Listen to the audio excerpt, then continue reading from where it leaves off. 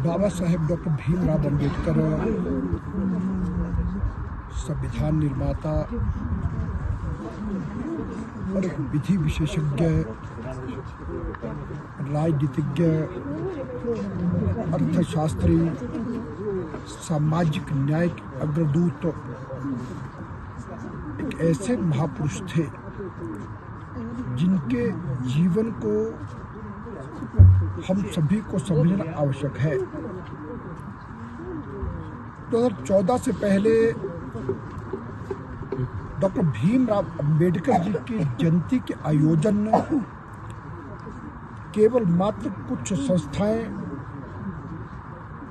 कुछ संगठन मनाया करते थे। जब 2014 में नरेंद्र मोदी जी देश के प्रधानमंत्री बने तो उन्होंने निर्णय लिया कि जिन्होंने हमारे देश का संविधान बनाया है, ऐसे डॉक्टर भीमराव अंबेडकर जी की जयंती केवल मात्र भारत में नहीं, दुनिया भर में धूमधाम से मनाई जानी चाहिए। और प्रतिवर्ष दुनिया के 120 देशों में बाबा साहेब डॉक्टर भीमराव अंबेडकर जी की जयंती मनाई जाती है। और भारतीय जनता पार्टी ने यह निर्णय लिया कि हम सभी डॉक्टर भीमराव अंबेडकर जी के द्वारा जो बनाया गया संविधान है, केवल मात्र पढ़ना नहीं, केवल मात्र भाषण देना नहीं, हम उस संविधान पर चलने वाले लोग हैं। और इसलिए अनेक कार्यक्रम दिए थे। और फिर आज की जो विचार गोष्ठी है, इसमें अनुसूचित जाति से, जनजाति क्षेत्र से जुड़े हुए अनेकों प्रबुद्ध लोग लाहौल के जालमा गांव में यहाँ पर उपस्थित हुए और जिसमें हमने ये विचार गोष्ठी की है।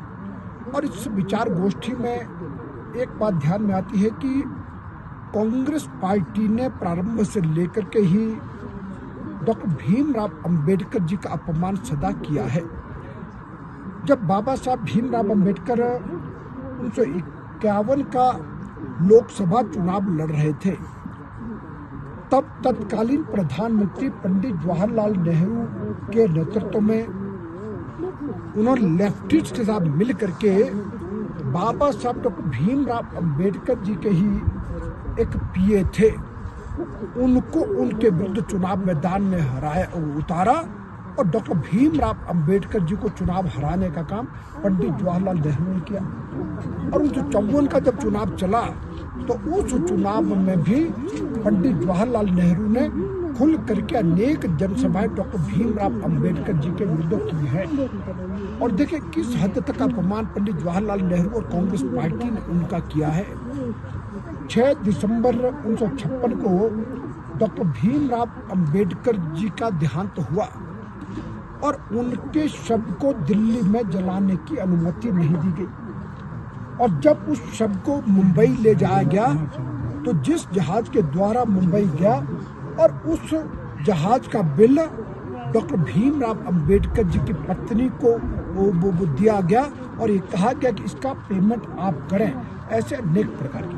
और देखिए एक बात ये कहेंगे कि फिर डॉक्टर भीमराव अंबेडकर जी का अपमान करने के लिए यहीं तक कांग्रेस पार्टी नहीं रुकी। 1970 में जिन व्यक्ति ने 1951 में डॉक्टर भीमराव अंबेडकर जी को चुनाव में हराया था, उनको पद्म विभूषण दिया गया।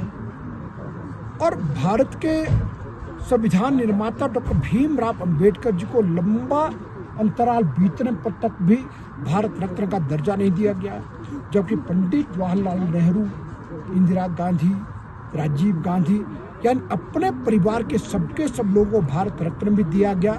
और दिल्ली में 50-50 एकड़ के एक ही परिवार को अनेकों इस प्रकार के समाधि स्थल बनाए गए। और फिर जब 1990 में जब बीपी सिंह जी की सरकार बनी, तब श्रद्धेय अटल बिहारी वाजपेयी जी और लाल कृष्ण आडवाणी जी के प्रयासों से बाबा साहब भीमराव अंबेडकर जी को भारत रत्न मिला।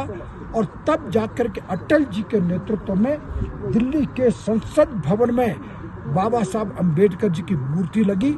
और वर्तमान में भारत के यशस्वी प्रधानमंत्री नरेंद्र मोदी जी के नेतृत्व में दिल्ली के सर्वोच्च न्यायालय में और उच्च न्यायालयों में भी बाबा साहब अम्बेडकर की मूर्तियां स्थापित हुई है और इसलिए भारतीय जनता पार्टी उनके प्रति अपने श्रद्धा सुमन अर्पित करती है।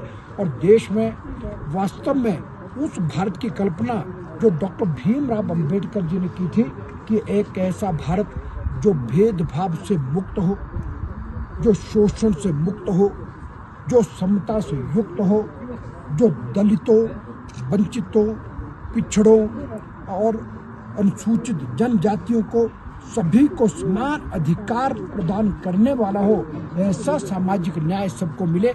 और उस मार्ग पर अगर कोई चल रहा है तो भारतीय जनता पार्टी और देश के प्रधानमंत्री नरेंद्र मोदी जी, जिन्होंने कहा है कि जो संविधान में लिखा है कि सबका साथ, सबका विकास, सबका विश्वास और सबका प्रयास के मूल मंत्र पर आज देश आगे बढ़ रहा है। और निश्चित रूप से जब भेदभाव से मुक्त भारत होगा तो 2047 तक हम विकसित देश बनेंगे और दुनिया के नंबर 1 स्थान तक पहुंचेंगे। राव साहब, जो कश्मीर में निर्दोष लोगों को मारा गया उसके बारे में कुछ बताइए। देखिए, अत्यंत दिल को द्रवित करने वाली घटना, दिल को दुखी करने वाली। ऐसे पर्यटक जो घूमने के लिए जम्मू कश्मीर गए थे और जिस तरह से पाकिस्तान के द्वारा पोषित आतंकवाद और आतंकवादियों के द्वारा वहां पर गोलीबारी की गई, धर्म पूछ करके लोगों को मारा गया, मीडिया में अनेक प्रकार की घटनाएं चल रही। आज प्रातःकालीन सोशल मीडिया में एक बहन का इंटरव्यू सुन रहा था।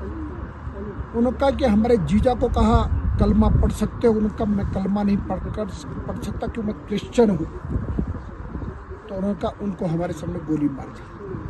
ऐसे ना जाने की कोई। और किसी को कहा कि तुम मुस्लिम हो या हिंदू हो, जो गैर मुस्लिम थे उनको मारा गया। ऐसी पाकिस्तान की जो एक शैतानी हरकत है कि इस देश में कुछ ना कुछ वो गड़बड़ कर सके, इन सब का जवाब उसको कराना देंगे। मैं अब जो वहाँ पर लोग यानी इसमें मारे गए हैं उन सब की आत्मा की शांति के लिए ईश्वर से प्रार्थना करता हूँ। और जो लोग घायल हैं, अस्पतालों में भर्ती है, उन सब लोगों के शीघ्र स्वास्थ्य की कामना करता हूँ।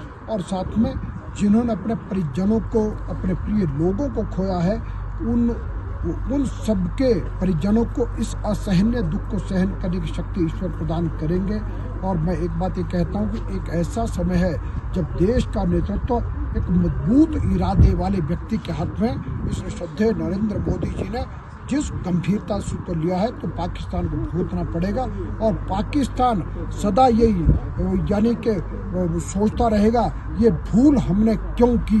अब पाकिस्तान का यानी दुनिया के नक्शे से नामो निशान मिटाने का समय आ गया है।